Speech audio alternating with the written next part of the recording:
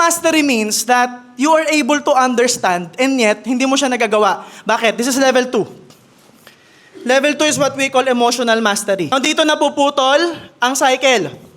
Because what we want, if we want to create the results, we have to move on to level 3. Are you with me still? Right? Emotional mastery is you are able to understand, and as you progress, you trigger your mind over and over, paulit-ulit mo iniisip, and yet you will feel. Understand this, ha? This is where you think. This is where you fucking feel. Gets? Hindi mo pinaprocess ang emosyon sa utak.